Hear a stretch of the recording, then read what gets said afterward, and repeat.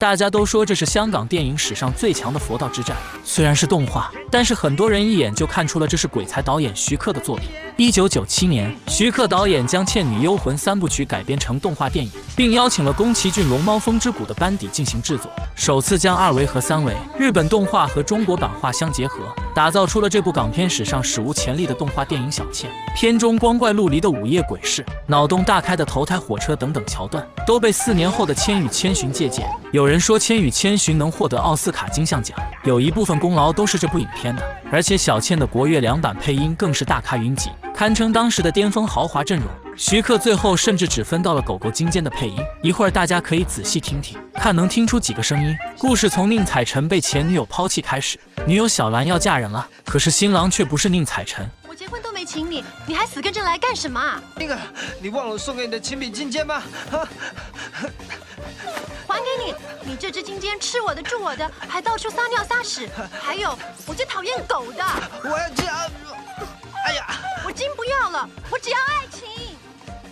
失恋的阿宁只能跟金坚相依为命，可人倒霉就容易遇到脏东西。阿宁正在野外的破庙休息，突然来了2个和尚，正是追鬼大师白云和十方。小和尚十方莫名其妙说了句：“幸好我们及时赶到。”然后一禅杖就劈向了阿宁的脚下。阿宁低头一看，顿时吓出一身冷汗，这是掉鬼窝里来了。还好十方法力高强，3下5除2就将这清理个干净。可没想到白云大师眼冒金光，顿时炸出了更厉害的阴兵。但在十方的面前，这些也不是小儿科。1、2、3，上！清理完鬼怪，十方拿出捉鬼图给阿宁看。捉鬼图就是这几个山头妖怪最活跃的地方，要趋吉避凶就靠你的记性了，背吧。可阿宁记性貌似不太好，走着走着就迷路了。猛然间一抬头，居然来到了灯火通明的郭北县。在这里，阿宁邂逅了美若天仙的女鬼聂小倩。他对小倩是一见钟情，被迷得神魂颠倒，丝毫没有发觉周围全是鬼怪，直到迷迷糊糊地坐上一只轿子飞上了天才回过神。可想下去已经来不及了。轿子带着阿宁和金坚来到一座金碧辉煌的酒楼，可这里哪里是吃饭的地方，根本就是鬼怪们吃人的夜市。阿宁被吓得汗如雨下，赶紧用朱砂往脸上一顿乱画，冒充死人。就在这时，他发现小倩也来到了酒楼，可他不知道的是，小倩也是个女鬼。小倩一个眼神飘来，阿宁顿时心跳加速。可这下其他的鬼都听到了人类的心跳，都开始四处搜寻，眼看着阿宁就要被找出来。小倩赶紧吩咐精灵用胡椒粉帮忙解围，随后一把拉住阿宁，飞出了酒楼。可阿宁不知道，小倩救他只是要吸取他的灵魂。就在这里呢，我让你为爱情轰轰烈烈的牺牲。阿宁哪见过这阵仗，瞬间就沦陷了。就在小倩要吸取阿宁的魂魄时，一阵电话铃声响起。是不是小倩的牌位啊？这里是小蝶的牌位，姥姥已经等得不耐烦了，你赶快叫人呐！我面前就站了一个活凯子，如果我的身牌不响的话，我老早就把它解决了。小倩挂掉电话，阿宁还傻乎乎地问：“谁是凯子啊？”没有，最近大家都流行这么称呼的。就在这时，整个鬼市剧烈地震动起来。原来是大名鼎鼎的捉鬼道人燕赤霞来了。只见燕赤霞驾驭着机关术制成的道神道碾压而来，他祭出灵符大发神威，所到之处鬼怪无一幸免。小倩也被燕赤霞发现，一串灵符直接把她从空中打落。千钧一发之际，阿宁不顾安危拉住了小倩。燕赤霞气得怒斥他：“你应该站在我这边，一起消灭他们！我不管他是人还是鬼啊！”他此刻只想救下小倩。就在这时，无数的巨大藤蔓从地底钻出，牢牢困住了道神道。原来是姥姥来了。燕赤霞无暇自顾，全力迎战树妖。阿宁和小倩也被波及一起掉了下去。危急时刻，几节楼梯化成了楼梯鬼，将2人稳稳接住，但他似乎并没有停下来的意思。楼梯鬼一路狂奔，竟带着他们去赶火车。原来这是投胎火车，楼梯鬼是要赶火车去投胎门投胎。他猛地跳向火车，只可惜距离不够，可怜的楼梯鬼摔下了万丈深渊。阿宁他们却被抛进了投胎火车里。原来鬼魂想要投胎还需要赶火车。小倩告诉阿宁，自己之所以一直没有去投胎，完全是因为她的男朋友。他好性格，在我们鬼的世界里，他是个天王巨星，每一个鬼都好崇拜他，他是我的偶像。阿宁听了顿时好失落。就在这时，小蝶偷偷飞来，趁他们不被卷走了阿宁。小蝶逮着阿宁练习自己的放电功夫，阿宁被电得浑身抽搐。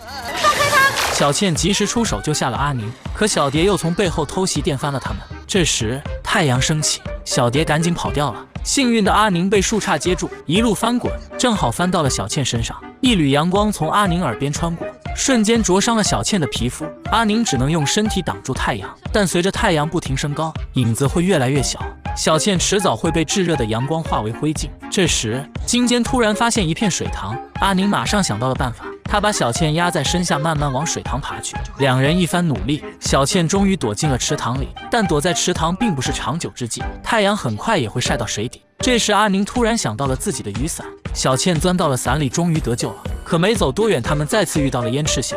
阿宁抱着小倩转身就跑，但燕赤霞几个跟头跳到身前拦住去路。正当他抢过雨伞，想要打开查看时，金坚一泡狗尿撒到了燕赤霞的鞋子上。阿宁也跪地求情，希望燕赤霞能放过小倩。燕赤霞终于还是心软了，只是好心的提醒阿宁别信鬼话，小心上当。但就在燕赤霞打算放过他们时，白云大师和十方却来了。他们发现妖气来自于燕赤霞身边后，不由分说直接动手，双方大战一触即发，各种法术在空中相互攻击，道神道被打得摇摇晃晃。燕赤霞知道情况不妙，立马祭出一串灵符遁天，让阿宁踩着空中灵符先行离去。阿宁走后，燕赤霞再无顾忌，释放全部法力与白云大师火拼起来。哎呀，道神道顶不住啦！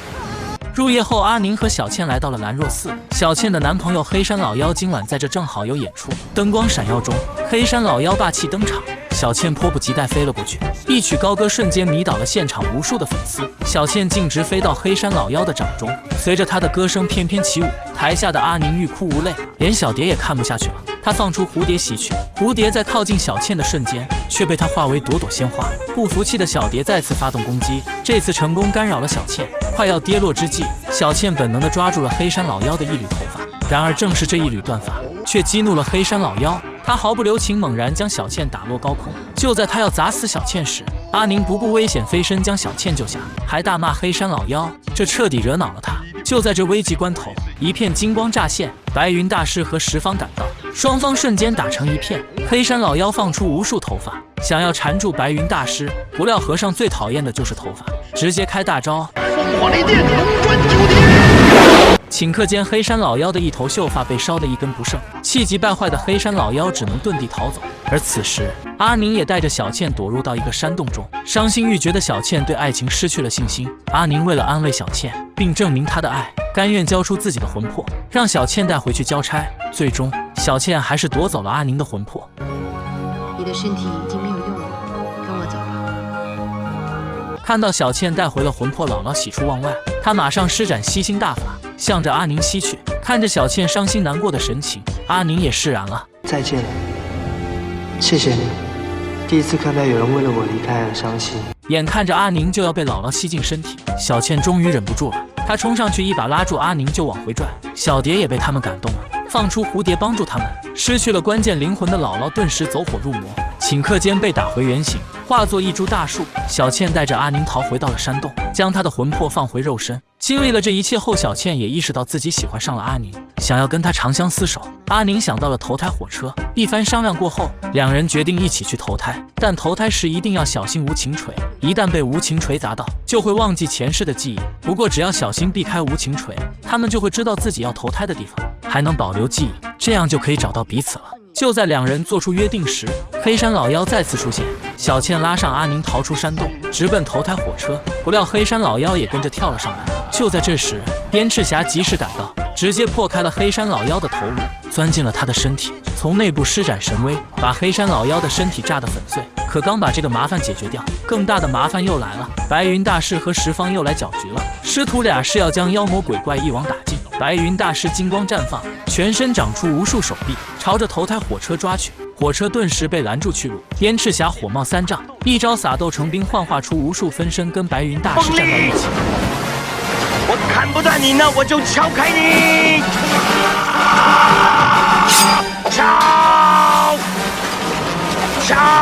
敲开他的手，让火车走！敲啊！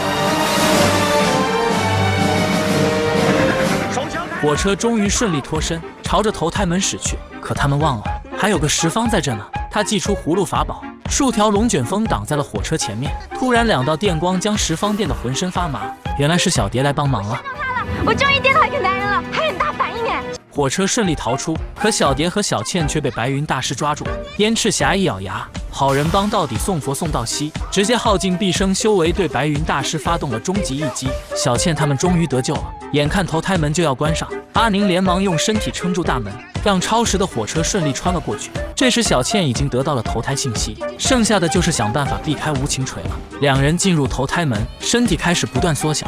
我一定会去找你的。你一定要记住哦，门口有个好大好大的桃花树，我一定会等你的。我们现在开始变了，我等你，你一会走了就来找我，越快越好哦。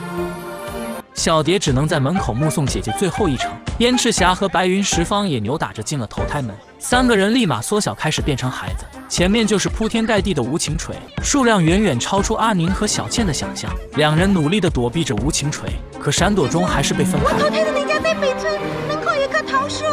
小倩最后叮嘱了一句就飘走了。可就在这时，变成孩子的燕赤霞不小心撞到了阿宁，阿宁就这样被意外地推出了投胎门。一阵眩晕后，他落到了地面。这里正是小倩投胎的地方北村。阿宁四处寻找，却发现了成为三胞胎的燕赤霞和白云十方。这还没完，狗狗金坚竟然成功保留了记忆，但却投胎成了一只猫咪。阿宁终于找到了小倩投胎的人家，推进来一看，没想到女主人正是自己的前女友小兰。小兰还以为阿宁不死心，又来纠缠她，可看着她怀里刚出生的宝宝，阿宁一把抢过来就跑。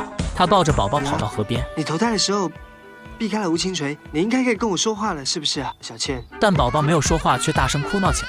这时小兰的老公也追了过来，跳起来就是一脚。想破坏我家庭，无耻下流伪蛋！我替我娘子教训你，我替我妈妈教训你，我替我下一代教训你。阿宁被揍了个乌眼青，可更绝望的是，宝宝对着他就呲了一泡尿。小兰生的居然是个男孩。就在阿宁快要崩溃时，金坚发现了路边的一把雨伞，他连忙叫住正要离开的阿宁，并将雨伞推到他的面前，还一个劲的抛媚眼做动作，想要告诉阿宁伞里面藏着小倩。阿宁终于明白过来，拿起雨伞就想打开，却怎么也打不开。金坚在一旁摇头晃脑倒地装死。阿宁突然明白小倩是不能见到阳光的，他赶紧跳进了河里。小倩果然出现了。小倩，你没有可以出来啊！我看见你给人家撞了回去，我就只好跟着你。可是天又亮了，我只有躲在你伞里了。阿宁这回可开心了，简直完美，有情人终成眷属了。